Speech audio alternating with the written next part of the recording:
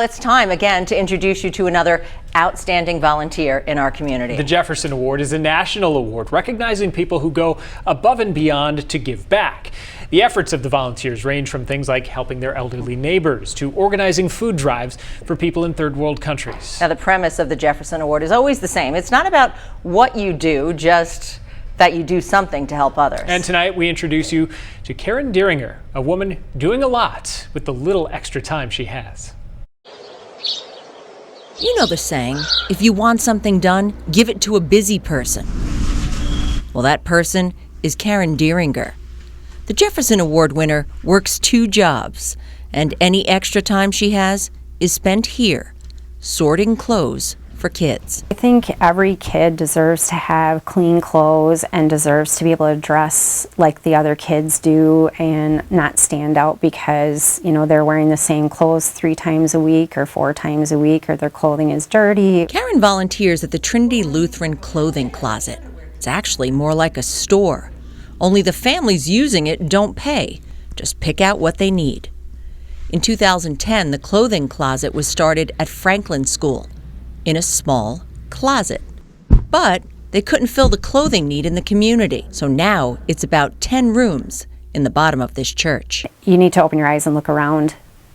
Maybe you're not paying attention to what's going on in our community, but anybody who thinks that our community, that there are families that aren't struggling, just isn't looking around.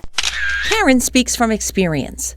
When I was a young parent, we really struggled financially, and so I know what that's like to feel judged, and I know what that's like to have people comment on what you have in your grocery cart. And that's why she works extra hours and extra hard to give back. I don't ever want someone else to feel that way, so we really try to treat our kids and our families with respect and let them know that we care, that, you know, their circumstances have nothing to do with the kind of person they are, so that shouldn't affect how their kids are dressed or what they have. At the closet, there is no judgment, just a friendly, returning the favor kind of feel.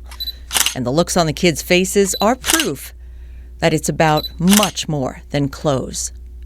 I know that there's been times in my life where, you know, I've struggled and had hardships, and it was, you know, I know what it feels like when you feel like nobody cares about you, and I know what it feels like when people do care about you. Karen's life of service extends beyond the clothing closet. For years, she served as a Crosse volunteer, a person who advocates for a child who is no longer in the care of their parents, but with an end goal of reuniting the family. Well, mission accomplished, because Karen's Crosse kid is not only surviving, she's thriving, and so is her mother, the woman who nominated Karen for the Jefferson Award. They had a really, really tough situation, and I am so proud for her that she has turned her life around, and she is just such a fantastic person, and her daughter is wonderful. And so the thought of the 2 of them being back together as a family just fills my heart with so much joy I can't even tell you. It's amazing. If you remember nothing about Karen's caring ways, know that she's in good company when she says volunteering isn't about what you do or how much time you have, just that you do something with the time you have for someone else. Well, Karen says the clothing closet needs a lot of things right now. Obviously, winter coats, but something they need all year long: new underwear and socks. Yeah, and if you don't have any kids' clothes to donate, Karen says you can help sort clothes with her, make a monetary donation as well, and contact information on that will be attached to this story over on our website.